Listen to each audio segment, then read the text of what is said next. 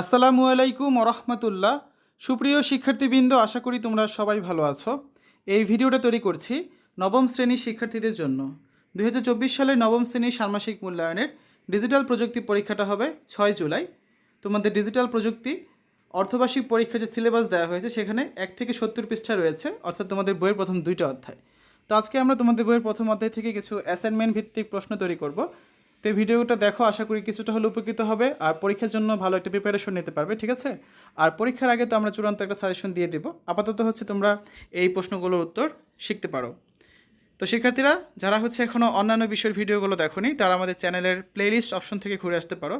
সেখানে তোমরা নবম শ্রেণীর বাংলা, ইংরেজি, গণিত, বিজ্ঞান, ডিজিটাল প্রযুক্তি, স্বাস্থ্য সুরক্ষা, জীবন ও জীবিকা, ইসলাম শিক্ষা, শিল্প ও সংস্কৃতি এবং ইতিহাস ও সামাজিক বিজ্ঞান প্রত্যেকটা বিষয়ের জন্য আলাদা আলাদা করে প্লেলিস্ট পেয়ে যাচ্ছ। সেখান থেকে তোমাদের যে বিষয়ের ভিডিও দরকার খুব সহজেই তোমরা দেখে নিতে পারবে। এই হচ্ছে তোমাদের বই সূচিপত্র। প্রথম অধ্যায়ে রয়েছে ডিজিটাল আগামীর প্রস্তুতি, এটা নিয়ে আজকে আমরা আলোচনা করব। আর আগামী পর্বে দেখব দ্বিতীয় অধ্যায় সাইবার ঝুঁকি সম্পর্কে জানি, তথ্য নিরাপত্তা নিশ্চিত করি।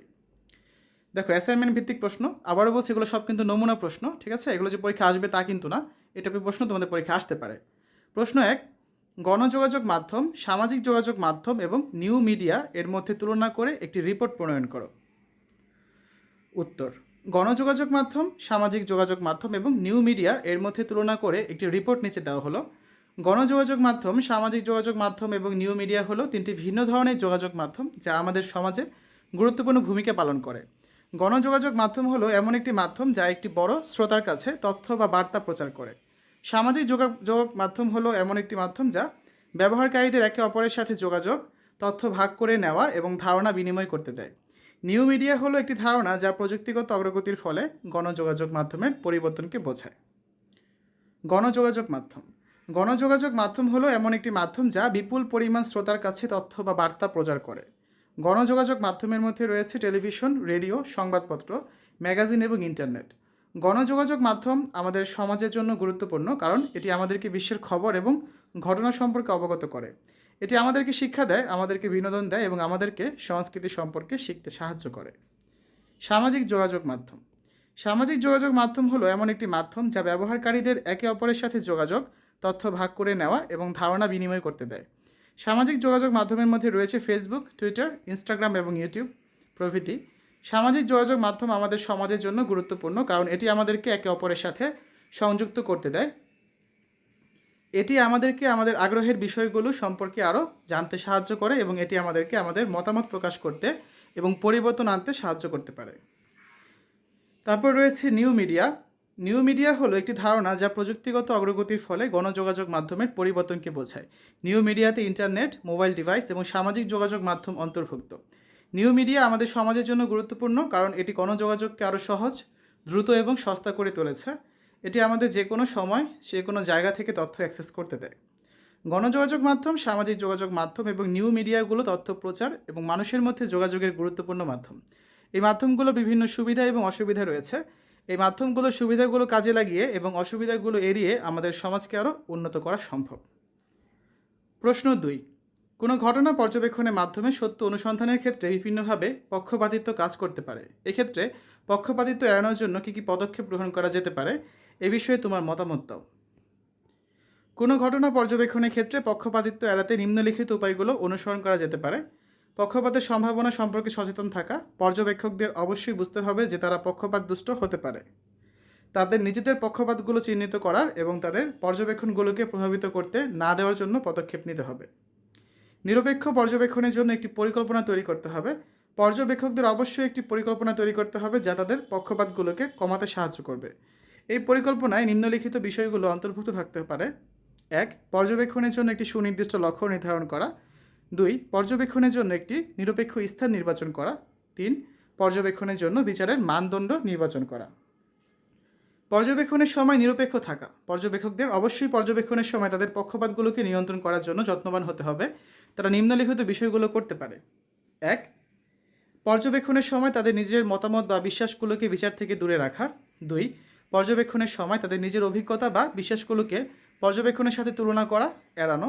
3, পর্যবেক্ষণের সময় তাদের নিজের আবেগ বা অনুভূতিগুলোকে পর্যবেক্ষণের সাথে সম্পর্কিত না করা। পর্যবেক্ষণের পরে পর্যালোচনা করা। পর্যবেক্ষকদের অবশ্যই পর্যবেক্ষণের পরে তাদের পর্যবেক্ষণগুলো পর্যালোচনা করতে হবে। তারা নিম্নলিখিত বিষয়গুলো করতে পারে। 1.